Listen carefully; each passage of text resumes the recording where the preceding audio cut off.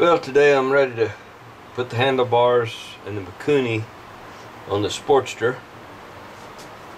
I started a while ago. I wanted to take a shortcut. I wanted to use the housing that was on the Sportster for the Bendix carburetor. So I ran the braided cable inside off the Mikuni inside this housing, and the end never came out, so I had to remove this and the handlebar off the Sportster. And then I found that this Bendix housing is 5 inches longer than the Mikuni housing, so that meant I can't use the Bendix cable. I could use it if I wanted to cut 5 inches off the housing, but I want to keep that cable as one piece so I can use it again on the Bendix if this doesn't work out with the Mikuni. I pull the handlebars off and I put a piece of tape on there to mark my spot so I can get the handlebar elevated correctly. This is the piece that was sent to me with one set screw in one side and a hole in the other side, and this is the piece that I replaced, so I won't be using that. This is the throttle barrel that came out of my handlebar. This was the original 1971. Has the hard wire on it. I just left that as it is. Mine has a backup piece to fill that hole up. That's probably something I did years ago. I've forgotten now, but it isn't factory because of the way it's rough cut with a hacksaw, so it must have been something I did. And here's the the cable, the complete cable, the braided inner cable and the housing that was sent to me. This is the piece that I remade. Then I'm gonna put this piece in place of what I had, and we'll see how it works. So I'm gonna step over to the bike and see what the next problem is. There's bound to be one.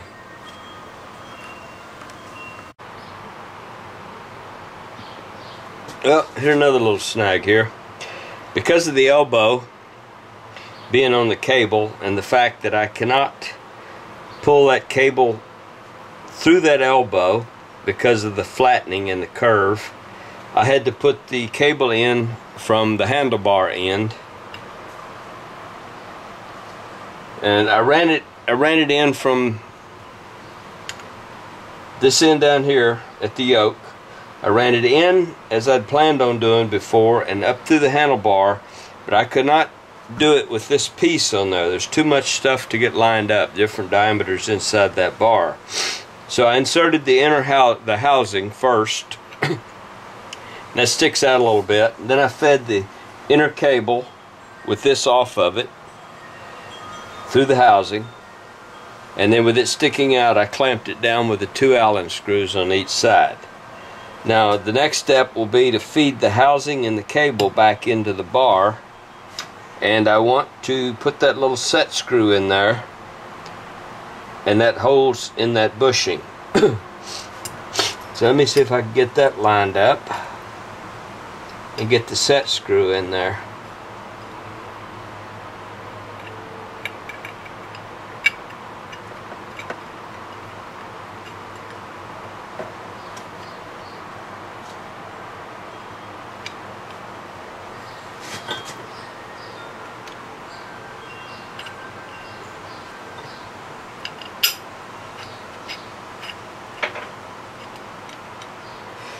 Well, I'm gonna have to get me another tool so I can locate that bushing.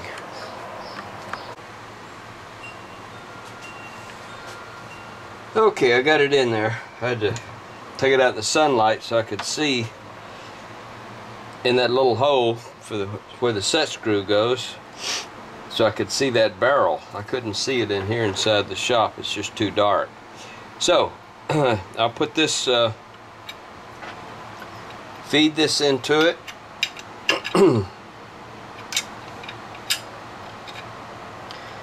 Now I need to rotate that so the hole is pointed up. Let me see which way I got it here. Okay.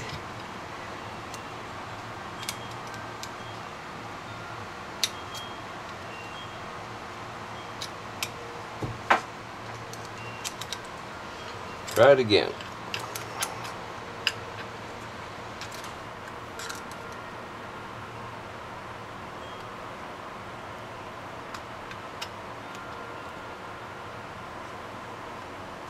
Yep, I lost it. Well, let me stop and I'm gonna get some grease on that.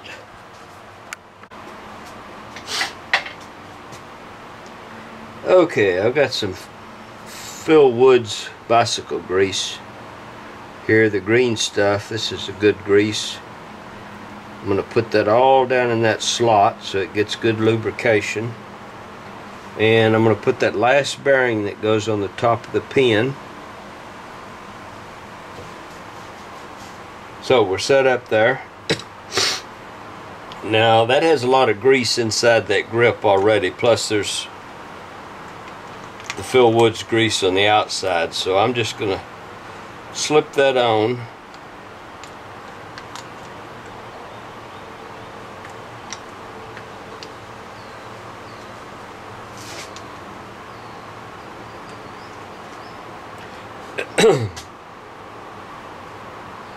Let's see what we have here.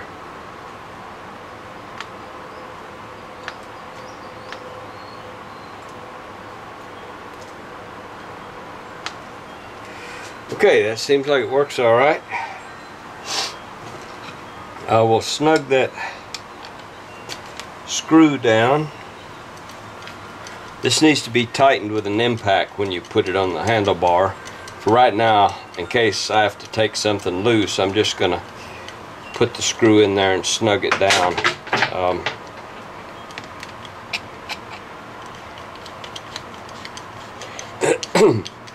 There's a spring behind that screw that you have to compress.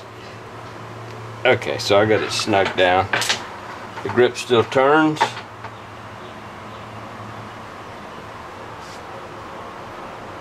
And it looks like that the throttle moves too as I turn the grip. Let's see.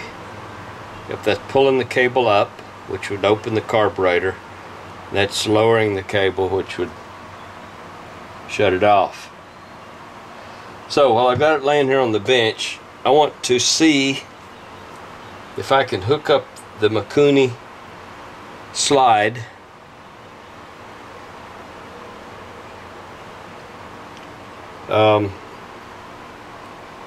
do this right here.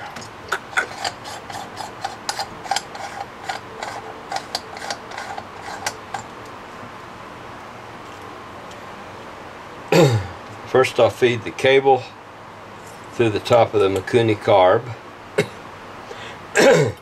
Then this coil spring goes on. This big spring is what allows this setup to work, because this is what will close the throttle. Okay, the next thing we'll take the throttle slide. You can't see that, so I won't even try, but the bead on the end of the cable goes through that hole, double hole with a slot, and I slide it over to this direction, and that seats that bead. Now, the needle gets dropped in the center hole for the next part. That's the next step. And what keeps that on is this little plate, this keeper plate. And I drop that down. It has a hole in the center that goes over that pin, and it drops down into the slide. Let me get it positioned right, and that keeps that cable from coming out. So I'm going to put the slide into the carburetor.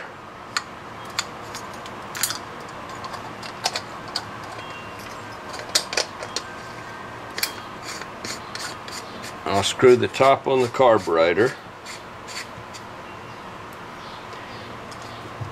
Now, let's see how it works, if it works, when I open the throttle, twist the grip.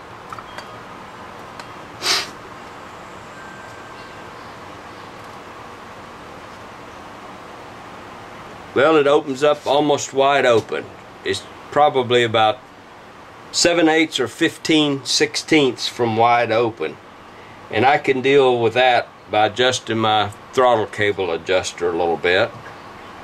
So I let the throttle off and the slide goes down. So it looks like this is going to work fine on the Mikuni carburetor, and I'll have an enclosed throttle cable.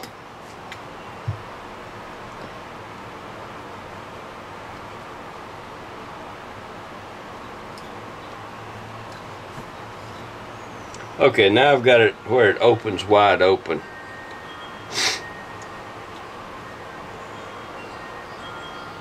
Yep, she's wide open there.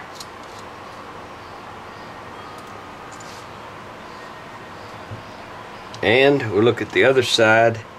I'm pretty sure that's fully closed. We'll know when we start it up. Okay, over to the bike is the next step.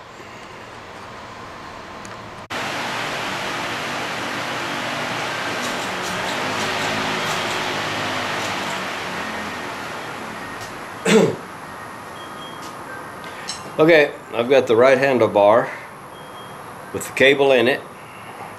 Twist grip's on. All I need to do is tighten that end screw after I get it on. This is going to be a little tricky because we got the elbow on the cable.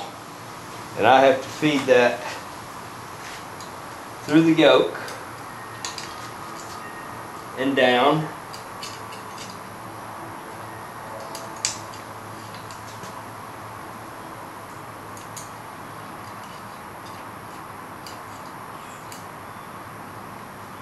It may be more than a little tricky. Put the handlebar there.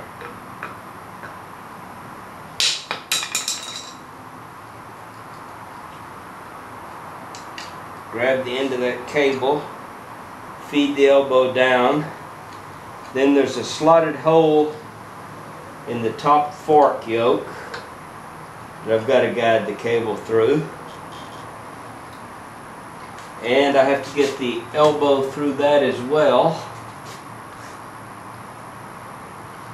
And that's going to be a little tricky.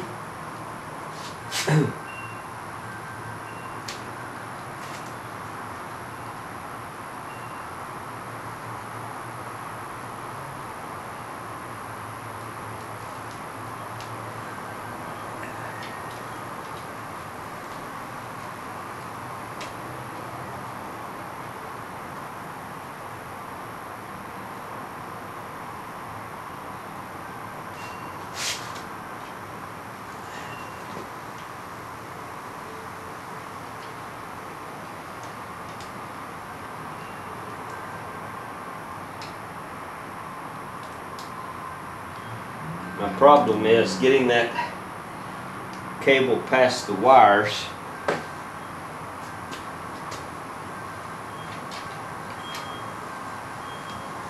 They're bunched up there.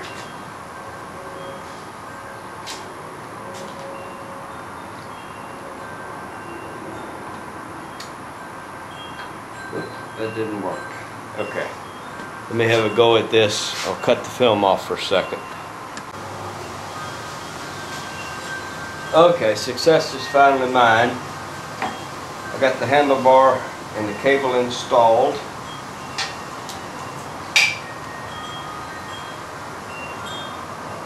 And now I need a 9/16 wrench to tighten the handlebar up.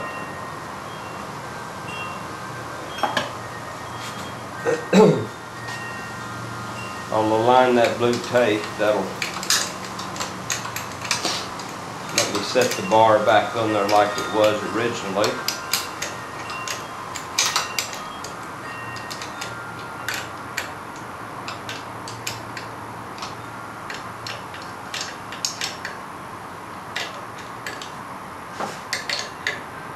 It's one good thing about two-piece handlebars.